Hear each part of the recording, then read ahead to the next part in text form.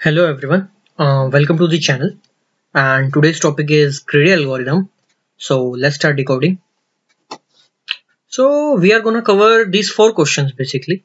What is greedy algorithm? Why to use greedy algorithm? How to use greedy algorithm? And where to use greedy algorithm? So the first thing is, let's just take a case. आपके घर पे समोसे का एक packet आता है and now उन समोसे को डिस्ट्रीब्यूट करना है. So you just chose the bigger one. So why did you choose the bigger one? Because that is more optimal. आपको बड़ा समोसा खाने को मिल रहा है. So unknowingly you just use greedy approach. Okay. And let's just take another case कि आपके पास different coins है. 1 पैसा, 2 पैसा, 5 पैसा, 10 पैसा, 20 and 50. Okay. So you have different values of coin and now you need to choose the maximum value coin. So what would you do? आप एक 50 पैसा लेंगे. अगर आपको बोला जाए आप 2 कॉइन्स ले सकते हैं तो आप एक 50 लेंगे, आप एक 20 पैसा लेंगे. सो आपको पता है कि the bigger the amount is better would be the answer, more would be the value. Okay, so answer करते हैं. What is greedy? So it is simple intuitive algorithm that is used in optimisation problems. Okay, simple है, intuitive है, algorithm जिन्हें optimisation problems में use किया जाता है, जहां पे आंसर को ऑप्टिमाइज करना है. And now other question is how greedy works. So it break down problems into series of smaller stages and for each stage choose best solution. Okay, so ये break down करती है problems को into series of small stages. Okay, stages में break down करती है और हर एक stage के लिए आपको best solution ढूंढना पड़ता है. देखते हैं कैसे. Let's just take an example. आपको एक largest 4 digit number बनाना है. Okay, and आपके पास digits हैं 1, 6, 3, 9, 2, 4, 5. Okay. एंड आपको बेस्ट सॉल्यूशन बनाना है. तो आपको 4 डिजिट नंबर बनाने हैं तो आपके पास 4 स्टेजेस हैं. ठीक है, आपको 4 डिसीजन लेने हैं कि इस पॉइंट पे कौन सा नंबर आना चाहिए, इस पे कौन सा आना चाहिए, on the third one and on the fourth one. 4 position है, 4 डिसीजन है, 4 स्टेजेस है. सो ग्रीडी एल्गोरिथम में जैसे ही बताया कि it break down problems into series of small stages. तो इसने स्टेजेस में ब्रेक कर लिया और हर स्टेज के लिए बेस्ट सॉल्यूशन ढूंढना है. तो हर स्टेज के लिए बेस्ट सॉल्यूशन क्या होगा? तो अगर मैं फर्स्ट पोजीशन पे बात करूं, मुझे बेस्ट सॉल्यूशन बनाना है, मुझे नंबर लार्जेस्ट बनाना है. जो फर्स्ट डिजिट है उस पे नंबर भी लार्जेस्ट होना चाहिए. सो फॉर फर्स्ट डिजिट मैंने ले लिया 9. Okay, and for the second one कोई और बड़ा नंबर होना चाहिए जो अभी तक यूज ना हुआ हो. And here the biggest number after 9 is 6. And उसके बाद the 5 and then 4. So number बनेगा 9 6 5 4. Reverse order sorted answer. तो हर स्टेज पे आपने बेस्ट आंसर चूज करा. Okay, let's just take another example. Choose max value path or need to reach destination. Okay, here I am gonna explain you two things. Let's just say you are at node 7. आप 7 node पे हैं और आपको किसी भी leaf node पे पहुंचना है. Okay, source is 7 and destination is any leaf node. Okay, और आपको देखना है कि आप जिस भी पाथ से जाएं आपको मैक्सिमम आउटपुट मिले, मैक्सिमम वैल्यू मिले. सो एट 7 आपको नहीं पता अभी ट्री कितना बड़ा है. लेट्स जस्ट से दो चीजों में बात करते हैं. सबसे पहले प्रैक्टिकली सोचते हैं. कोई बंदा है वो 7 पे खड़ा है, उसको पता है मैं अगर अपने राइट लूंगा तो मुझे 3 अमाउंट मिलेगा, लेफ्ट लूंगा तो 12 अमाउंट मिलेगा. उसको भी आगे का नहीं पता, उसके पास पूरा ओवरऑल मैप नहीं है, वो प्रोग्रामर नहीं है, उसने आगे सारा डिसीजन नहीं लिया है. सो वो क्या करेगा, वो सबसे पहले 12 चूज करेगा. ऑब्वियसली उसे लगेगा 12 में जाने में फायदा है. आफ्टर 12 उसके पास 2 ऑप्शन आएंगे, या तो वो 5 ले या 6 ले. उसे फिर लगेगा 6 में जाने में फायदा है. तो greedy path would be 7, 12 and 6. और अगर बेस्ट पाथ देखा जाए, अब हम प्रोग्रामर है, हमें पता है कि हर पाथ में अलग अलग आंसर मिलेगा. अगर वो बंदा सिर्फ लेफ्ट सारे राइट्स लेता है, जैसे 7 के बाद 3 एंड 3 के बाद 99, तो output would be different and it would be much more. Okay, so best path होगा कि आप हर पॉसिबल रास्ते पे जाके देखो. सो this is difference between greedy versus recursion. Recursion में आपको हर पॉइंट पे जाके सोचना पड़ता है कि अब मैं इस वाली स्टेज पे भी जाऊं and now we reverse it back and then मैं अगर अदर पाथ को भी एक्सप्लोर करूं और जिससे भी आपको मैक्सिमम आंसर मिलता है आप उसको रिटर्न करते हैं. बट इन ग्रीडी हर एक पॉइंट पे आपको चूज करना है कि आप लेफ्ट जाए या राइट जाए. हर एक पॉइंट पे आपको एक डिसीजन लेना है और फिर आपको उसी डायरेक्शन में जाना है, not in the other one. But recursion में आप सारी पॉसिबिलिटी एक्सप्लोर करते हैं. Okay, and now this is what recursion versus greedy is. एक और मैं एग्जांपल से आपको समझाना चाहूंगा कि लेट्स जस्ट से आपके पास पाइल्स ऑफ कॉइन है. ठीक है, आपके पास 2 कॉइन्स है, दोनों की स्टैक बना हुआ है पूरा, और आपके सामने मैं ऑप्शन रखता हूँ, लेट्स जस्ट से I am gonna give you 2 coins A and B, आपको उन दोनों में से एक कॉइन चूज करना है। ओके, मैं आपके सामने एक 2 कॉइन देता हूँ एंड मैं आपके सामने एक 5 रुपीज कॉइन देता हूँ। What are you gonna choose? Obviously you will choose 5 bigger the value maximum the result, तो आप 5 कॉइन चूज कर लेंगे। जैसे आप 5 कॉइन चूज करते हैं मैं आपको एक और कॉइन देता हूँ फ्रॉम माई राइट हैंड, और जो 2 है वो मेरे लेफ्ट हैंड से आएगा। ओके, सो मैं आपको 5 के बाद एक और कॉइन देता हूँ। अगर वो कॉइन 2 से बड़ा हुआ तो मैं ऑब्वियसली उसको चूज कर लूंगा। अगर वो 2 से कम हुआ, लेट्स जस्ट से 1 रुपीज हुआ, तो मैं जो पिछला मैंने 2 मैंने छोड़ा था मैं उसको चूज कर लूंगा। ये ग्रीडी एल्गोरिथम है। एक पॉइंट पे आपको डिसीजन लेना है और आप सोचो कि जोन सा कॉइन बेटर होगा, जिस कॉइन से बेटर वैल्यू आएगी मैं उसको ले लूंगा। प्रैक्टिकली भी करेक्ट है, मुझे नहीं पता आगे कौन सा कॉइन आने वाला है, बट रिकर्सिव अप्रोच ये कहती है, और प्रोग्रामेबल जो आप क्वेश्चन देखेंगे उनमें जनरली ये होगा कि आपके पास दोनों तरीके से कॉइन आएंगे, 2 एंड 5। हो सकता है अगर आप अभी सोच रहे हैं कि आप 5 कॉइन ले लेते हैं क्योंकि 5 the bigger the value, but हो सकता है अगर आपने 2 चूज करा, 2 के बाद कोई और बिगर अमाउंट आए, क्या आपका 2 के बाद एक 10 कॉइन है जो वेट कर रहा है और 5 के बाद वो ऑप्शन है था नहीं। सो रिकर्जन में आपको हर पाथ में एक्सप्लोर करना पड़ता है और आपको बेस्ट आंसर चूज करना पड़ता है। ग्रीडी एक पॉइंट पे आपको डिसाइड करना होता है कि आपको ये लेना है या नहीं लेना, that would give you optimal answer. It can be best solution or it can't. So next issue की तरफ देखते हैं, knapsack issue. So what is a knapsack problem? So knapsack problem में लेट्स जस्ट से एक thief है and the maximum weight he can carry is 25 kgs, और वो घर में घुसता है, ब्रेक इन करता है और उसको आइटम्स मिलते हैं, एक laptop, PS5, text book and basketball. Okay, sizes उनके दिए हुए हैं 22, 10, 9 एंड 7, और प्राइस भी उनका गिवन है which is 12 rupees, 9 rupees, 9 rupees and 6 rupees. Intuitive approach बोलती है कि बड़े प्राइस का आइटम उठा लो। सबसे पहले आप गए हो और आप देखो अगर उसको वेट कैरी कर सकते हो उसको डाल लो। So what any clever robber would do is कि वो देखेगा सबसे महंगी चीज क्या है, 12 रुपीज का हमारा लैपटॉप। सो उसने 12 नॉट 12 बट लेट्स जस्ट से फॉर हाइपोथेटिकली कि 12 रुपीज का लैपटॉप और वो 22 kg का है, उसने उस लैपटॉप को बैग में रख लिया। ओके, अब 22 kg तो फिनिश हो गए हैं, अब 3 kg उसके पास कैपेसिटी बची है। 3 kg में क्या कोई और आइटम रख सकते हैं? नहीं। 10 kg, 9 kg, 7 kg, but what would a programmer Rober do? अगर कोई रोबर जिसको प्रोग्रामिंग आती हो तो वो हर एक पाथ में एक्सप्लोर करेगा और बेस्ट सॉल्यूशन ढूंढेगा। तो one best solution would be कि अगर वो 2 आइटम्स लेता, 1 PS5 एंड 1 टेक्स्ट बुक, तो उसका ओवरऑल वेट तो होता 19 kg, 10 + 9, बट वो प्राइस 9 + 9 18 प्राइस के आइटम्स उसको मिल जाते हैं एज कम्पेयर टू 12। सो ये इससे आपको समझ में आया होगा कि ग्रीडी वर्सेस रिकर्सिव क्या है, क्योंकि जनरली डाउट यही रहता है कि कहाँ पे ग्रीडी यूज होती है और कहाँ पे रिकर्सिव सॉल्यूशन यूज होता है।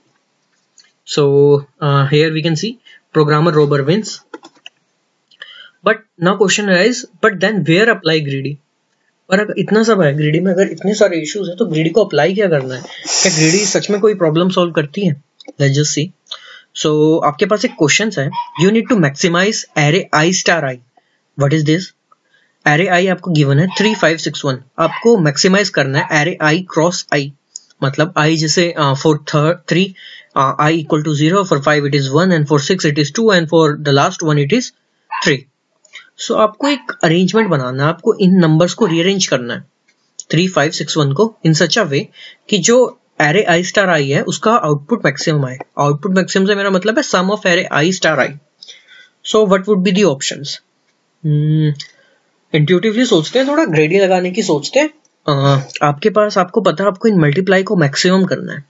अगर हमारा number which is array of I, any number multiply हो रहा है किसी पोजीशन के साथ, तो हम ऐसा क्यों नहीं करते पोजीशन बड़ी में नंबर बड़ा रखते हैं, क्योंकि वहां पे मल्टीप्लिकेशन ज्यादा आएगी, रिजल्ट ज्यादा आएगा। सो नंबर बड़ा रखना है, पोजीशन बड़ी पे, मतलब एंड पे नंबर बड़ा होना चाहिए। So the solution would B, आप इसको सॉर्ट कर लीजिए। So the answer would be 1, 3, 5, 6। आपने जैसे इसको सॉर्ट कर दिया, नाउ जो 6 पोजीशन है उसके साथ पोजीशन जो एसोसिएट होगी वो होगी 3, 18। अभी जहां पे 6 है, 6 अभी सेकंड पोजीशन पे है, वो 12 लाके दे रहा है। अगर वो 6 लास्ट में होता तो वो 18 लाके दे रहा होता। ओके, कोई और क्वेश्चन की तरफ देखते हैं। Another question is largest palindrome numbers by these digits. आपको कुछ डिजिट्स दिए हैं जैसे 3, 1, 3, 5, 5, 1। आपको इससे लार्जेस्ट पैलिंड्रोम बनाना है।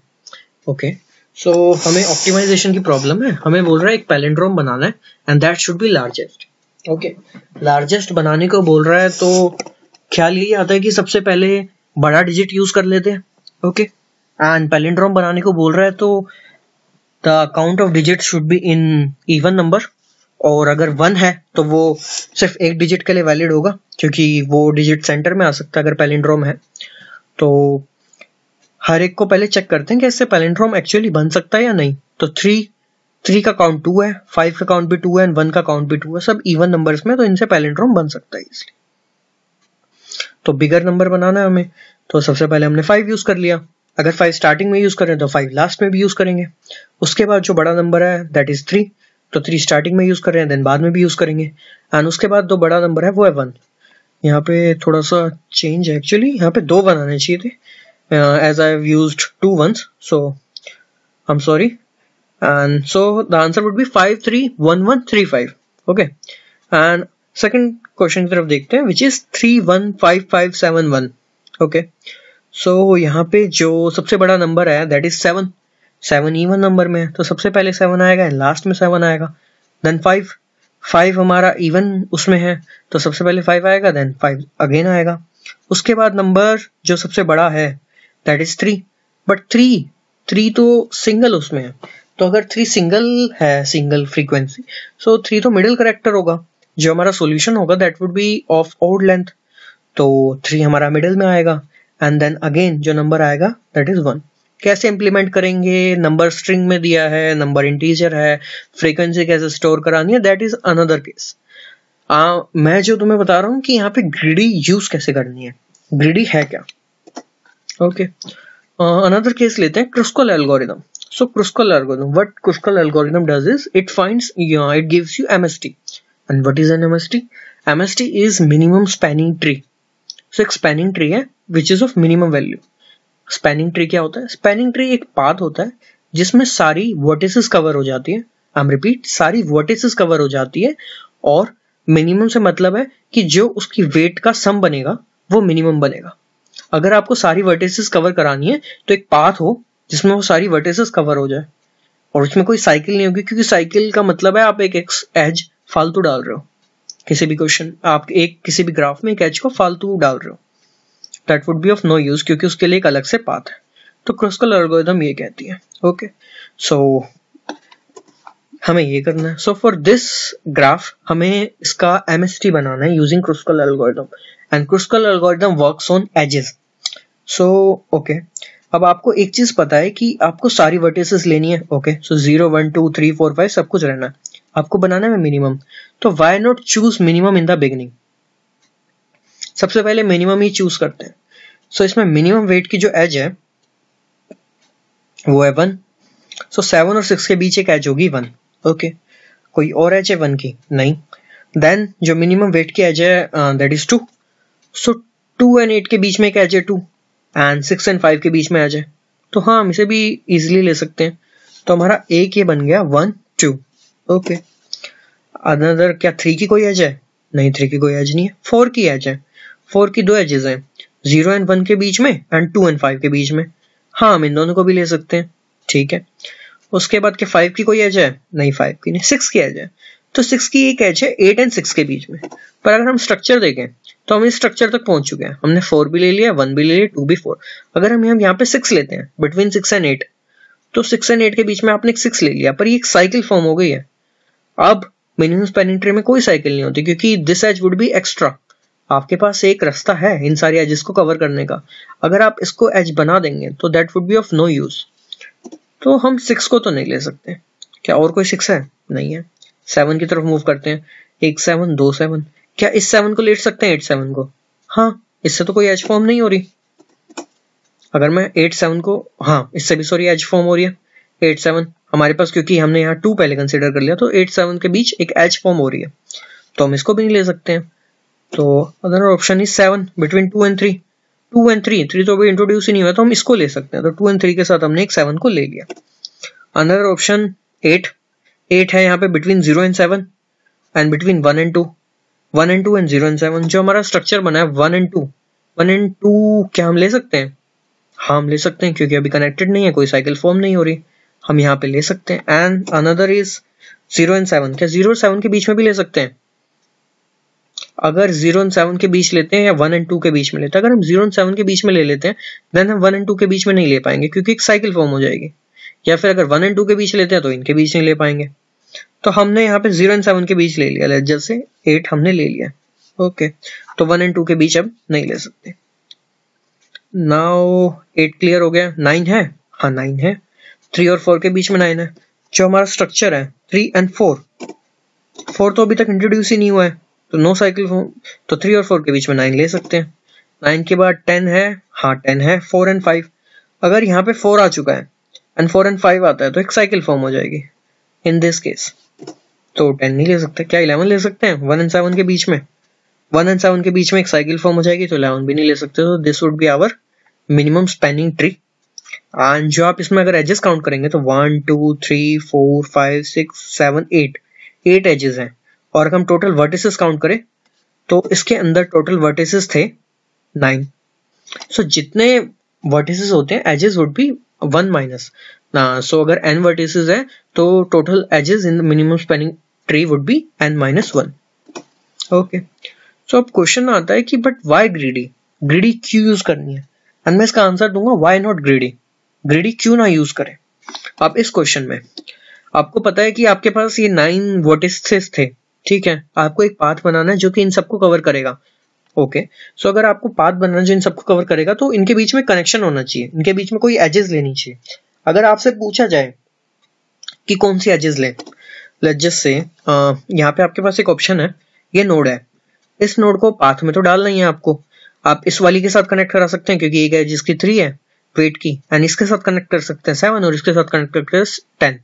तो ग्रीडी तो बोलती है कि आप 3 वाली को ले लो और इसके साथ कनेक्ट करो, बट आपके अंदर क्वेश्चन आ रहा है क्यों? तो आपके पास 2 ऑप्शन होंगे, आपको कनेक्ट तो करानी पड़ेंगी। फर्स्ट थिंग कि आपको कनेक्शंस तो जरूरी हैं, वो रिक्वायरमेंट है, and vertices all should be connected. And another thing कि वो मिनिमम होना चाहिए। तो अगर मैं 7 को लूं और अगर मैं 10 को लूं तो वो मिनिमम आंसर नहीं देंगे ना, 3 हमारा रह जाएगा। तो that's why we use 3। Okay, so this is another interesting problem, और ये काफी तरीके से पूछी जाती है, which is activity selection.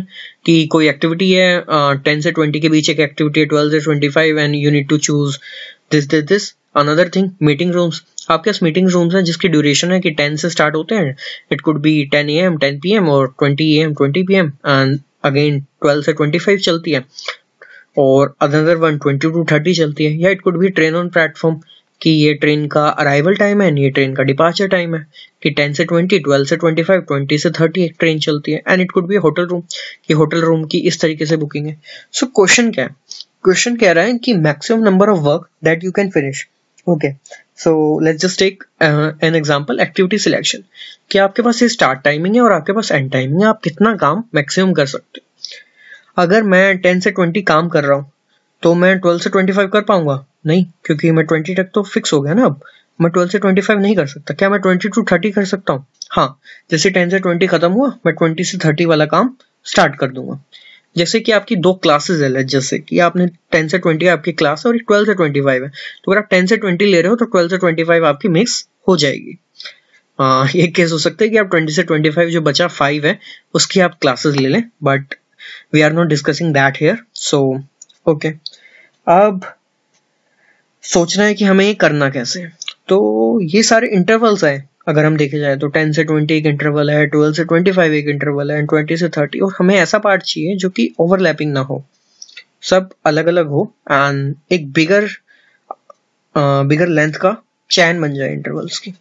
Okay, so first thing, यहाँ पे हमारे पास जो ऑप्शन है वो सॉर्टेड है, बट अगर मुझे इसको विजुलाइज करना हो तो सबसे पहले मुझे चाहिए कि ये थोड़ा सा सॉर्टेड हो। ऐसा ना हो did I take other example.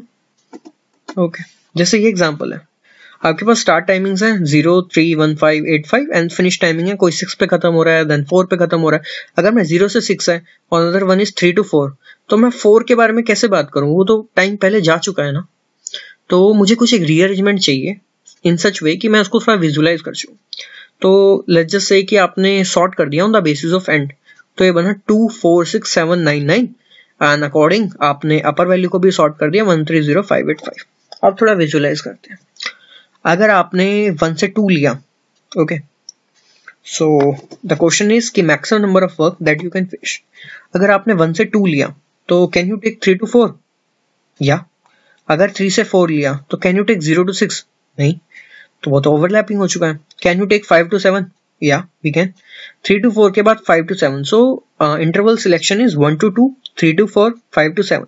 7 के बाद क्या 8 to 9 ले सकते हैं? हाँ, 8 to 9 भी ले सकते हैं। क्या उसके बाद अगेन 5 to 9 ले सकते हैं? नहीं, उसके बाद अगेन नहीं ले सकते। सो जो हमारे पॉसिबल आंसर्स आएंगे उसके अंदर आएगा 1 से 2 and then 3 to 4 and then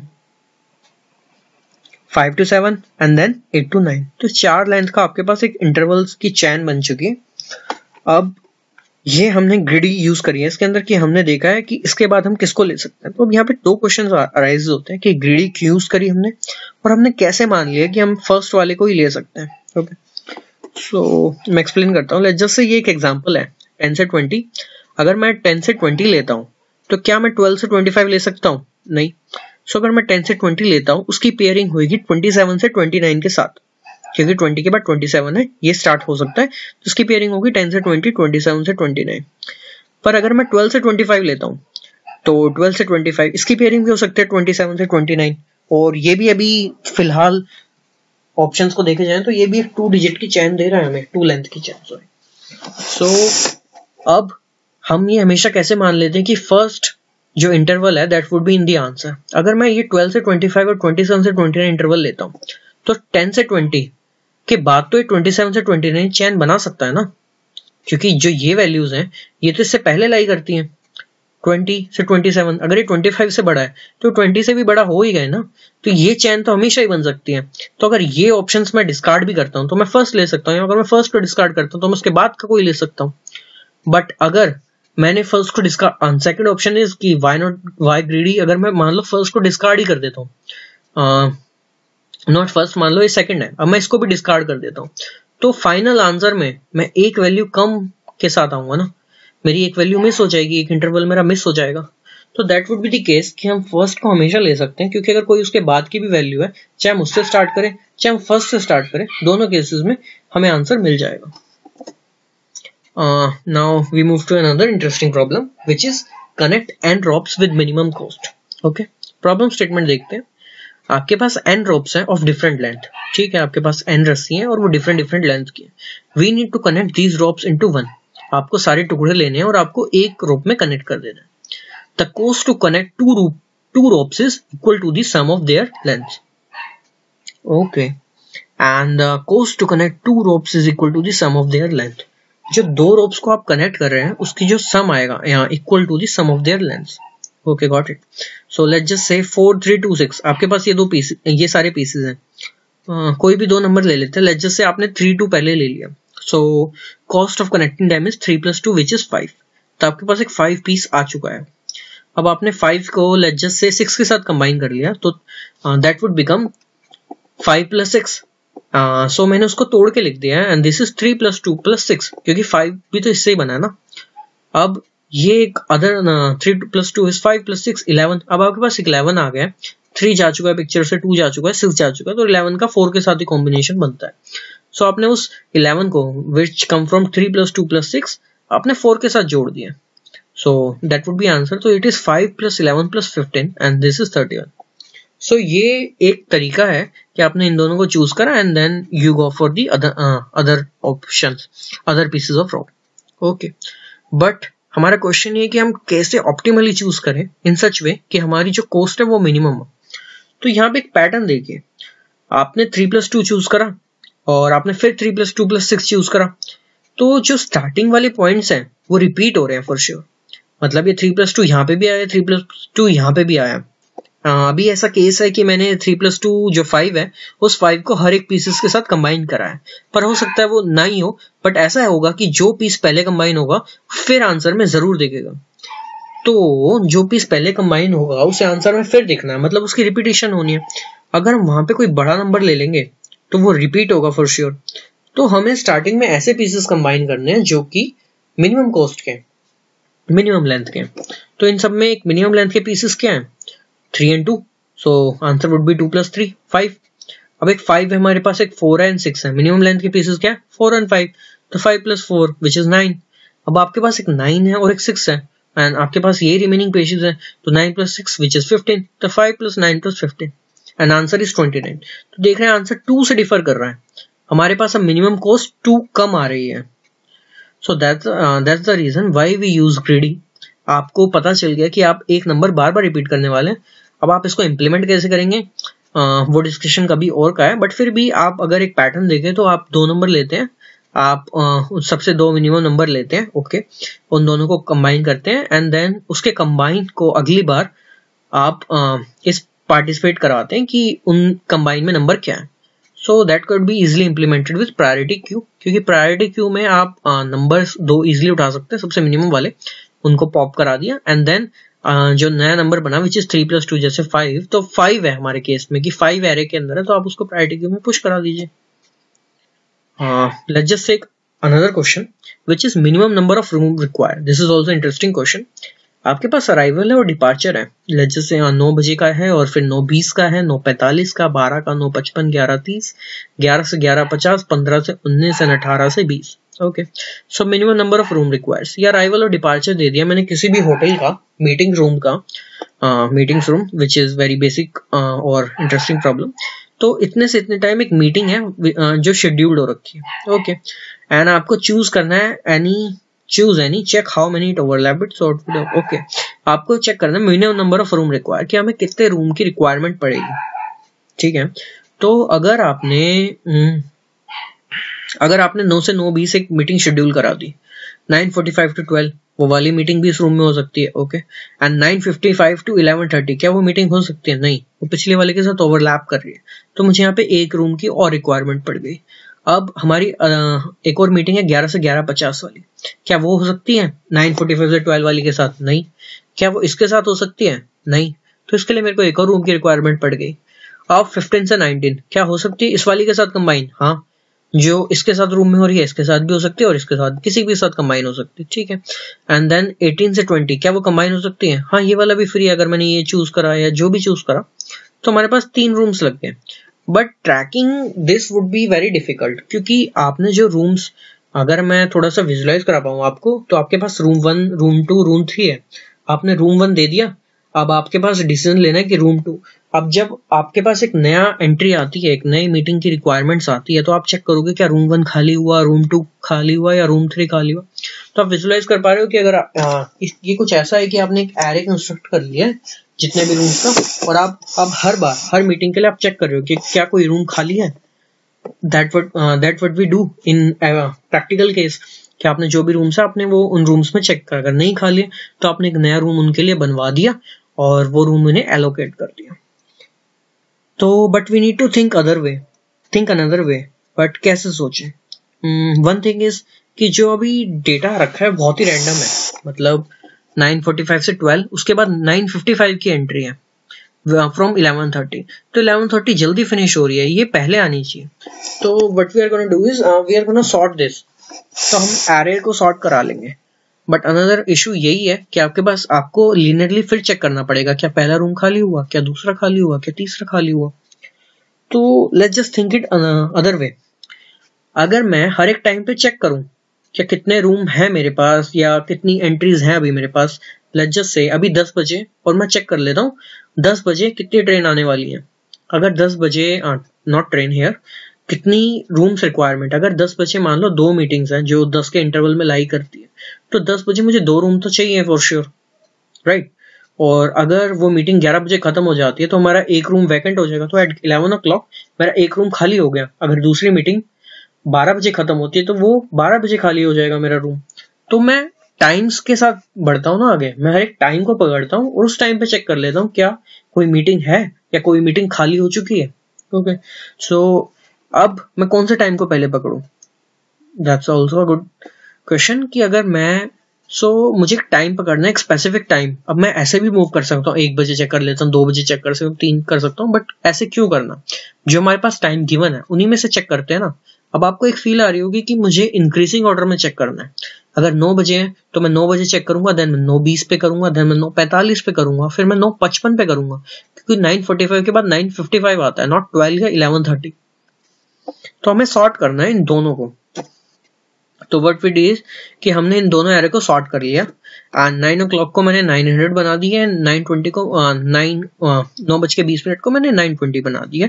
that won't make any difference, क्योंकि ये सिर्फ कंपेयर करने के लिए।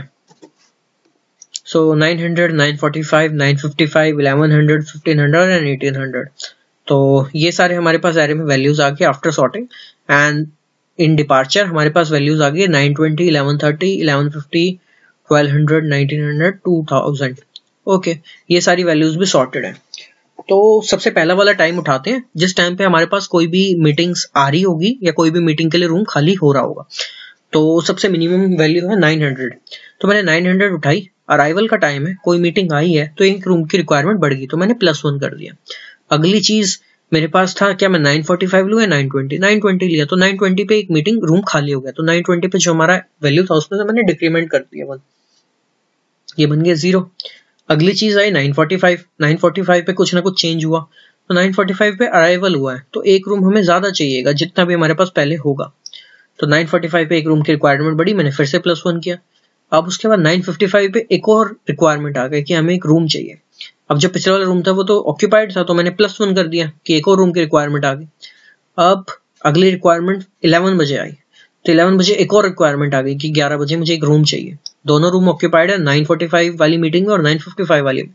मैंने 11 बजे तीसरा रूम अलोकेट कर दिया। अब 11 के बाद 1500 और 1130 इनके बीच में आया, तो 11:30 पे मेरे पास एक रिक्वायरमेंट आई कि हमें एग्जिट करना है, और तो 11:30 पे एक रूम था वो खाली हो गया, तो जो टोटल रूम्स थे 3 उसमें से मैंने 2 कर दिया कि 2 ऑक्यूपाइड है, 2 चाहिए हमें। एंड देन अगली रिक्वायरमेंट आई 1150 वालों ने भी बोला कि मुझे रूम खाली करना है, तो अब रूम का काउंट फिर से डिक्रीमेंट हो गया 1। अब रिक्वायरमेंट आई 1200 पे, तो 1200 पे उन्होंने बोला कि मुझे रूम खाली करना है, तो वो रूम से भी चलेगा। अब हमारे पास 0 ऑक्यूपाइड रूम हो चुके हैं। अब अगला जो है वो है 1500, तो 1500 पे एक रिक्वायरमेंट आई कि मुझे रूम दे दो, तो हमने उसे रूम एलोकेट किया और मैंने काउंट को फिर से इंक्रीज कर दिया +1। अगली रिक्वायरमेंट आई 1800 पे, तो 1800 मतलब 6 o'clock। 6 o'clock मेरे पास रिक्वायरमेंट आई कि मुझे एक रूम चाहिए, तो मैंने इंक्रीमेंट कर दिया 2 से। 1900 पे मेरे पास एक रिक्वायरमेंट आई कि मेरा चेकआउट कर दो, एग्जिट कर दो मुझे, तो मैंने रूम को डिक्रीमेंट कर दिया 1 से। एंड 2000 पे भी मेरे पास एक रिक्वायरमेंट आई कि मुझे जाना है, मेरा चेकआउट कर दो, तो उन्होंने चेकआउट कर दिया। तो एट लास्ट मेरे पास 0 है, क्योंकि लोग आए और लोग गए, पूरे कंप्लीट साइकिल फॉर्म हो गई। बट किसी एक स्पेसिफिक पॉइंट में सबसे मैक्सिमम नंबर ऑफ रूम हमें कितने चाहिए, तो जब 11 बजे के अराउंड हमें 3 रूम चाहिए थे, क्योंकि हमारे पास 3 मीटिंग्स थी और 3 मीटिंग्स को हमें डिफरेंट रूम्स में करवाना था, तो answer would be 3। So let's just take another question and this would be our last question, और इसमें ग्रिडी सारी कवर हो जाएगी अभी तक जो भी मैंने कराया कि हमने क्यों ग्रिडी यूज करी और कैसे ग्रिडी यूज करी इन क्वेश्चंस में। So now question is fractional knapsack. मैंने एक पहले क्वेश्चन करवाया द रोबर वाला, जिसमें हमने नैपसैक में देखा कि क्या इश्यूज आ रहे थे, कि आप सोचते हैं कि हम प्राइस ले लेते हैं और वो जरूरी नहीं है कि वो हमें बेस्ट आंसर ला के दे।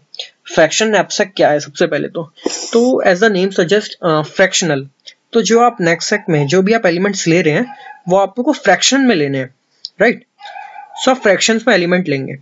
सो आइटम्स आपके पास हैं in the form of value and weight. So आपके पास एरे दिया हुआ है 60, 10। So 60 is its value and 10 is its weights, 100, 20, 120, 30 and then बस। And for the capacity the maximum weight it can carry that would be 50।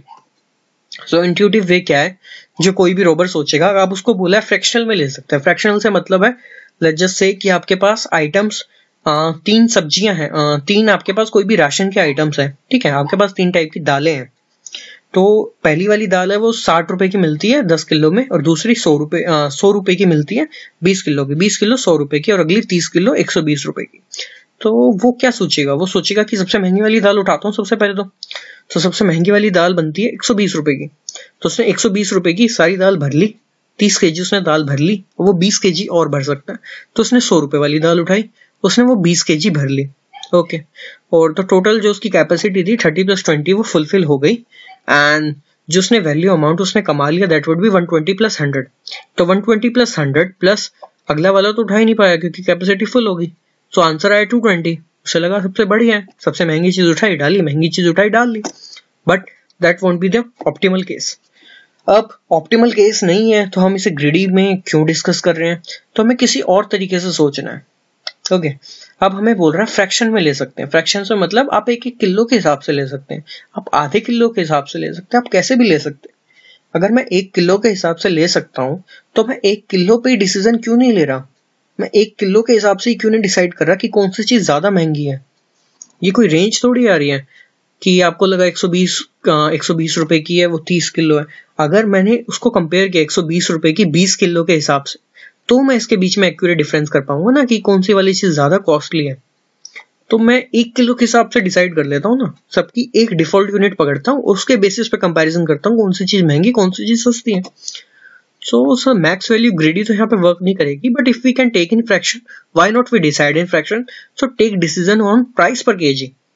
सो यहाँ पे value and wait है 60,10, 100,20 and 120,30। सो मैंने हर एक का वो निकाल लिया कि कौन चीज कितने रुपए किलो मिल रही है। तो पहली वाली चीज 10/60 दैट वुड बी 6, तो पहली चीज 6 रुपए केजी मिल रही है। दूसरी 100/20 दैट इज 5, तो अगली चीज 5 रुपए किलो मिल रही है। एंड अगली 120/30 सो दैट वुड बी 4, तो अगली चीज 4 रुपए किलो मिल रही है। अब मैं एक्यूरेट तरीके से कंपैरिजन कर सकता हूँ कौन सी चीज महंगी है। पहले क्या महंगी लग रही थी 120 वाली ऑफ 30 kg, बट असल में कौन सी महंगी है 6 रुपए किलो। तो सबसे पहले 6 रुपए किलो वाली चीज को पहले पकड़ते हैं ना। तो इसकी 10 की 10 यूनिट क्या मैं ले सकता हूँ 10 किलो? हाँ, 50 किलो की मेरी क्वांटिटी है तो मैं 10 की 10 उठा सकता हूँ, तो मैंने 60 उठा लिया। अगला क्या मैं 20 किलो उठा सकता हूँ? 20 + 30, हाँ अभी भी रेंज में हूँ, तो 100 रुपए की मैंने पूरी की पूरी चीज उठा ली। अगली चीज क्या मैं ले सकता हूँ 30 + 20 + 10? नहीं, 60 हो जाएगा, ये मेरी कैपेसिटी से बाहर है। तो 30 में पूरा तो नहीं ले सकता, तो मैं कितना ले सकता हूँ? 20 + 30 मैंने ले लिया, मेरे को बनाना है 50, तो 50 में से 30 गया दैट वुड बी 20, तो मैं 20 ले सकता हूँ। तो इसका मैं 20th पार्ट ले सकता हूँ। तो मैंने 20 kg की मुझे चाहिए and one price of the 1 kg is 4 rupees, two 20 × 4 मैंने ऐड किया, आंसर आया 240। पहले कितना आंसर आता है 220। इंट्यूटिव वे आपको लगा महंगी वाली चीज उठाए, बट जो आप कंपैरिजन कर रहे थे बेस यूनिट वो सबकी अलग थी, इसलिए आपको एक बेस यूनिट रखनी है कि 4 क्या आप 1 kg के लिए डिसाइड कर रहे हैं। And that's it, thank you guys. तो ये मेरा एक ट्रायल था कि मैं ग्रीडी आपको कैसे समझा पाऊँ कि why to use greedy, how to use greedy and when to use greedy. आपको सही लगा हो तो you can give me your reviews in the comment section, और यू कैन टोल्ड मी कि मुझे जो हमने क्वेश्चन डिस्कस करे हैं मुझे इनकी एल्गोरिदमिक रिप्रेजेंटेशन चाहिए कि कैसे एल्गोरिदम में इन्हें यूज करेंगे, या any other topic, any reviews of your will be appreciated. Thank you.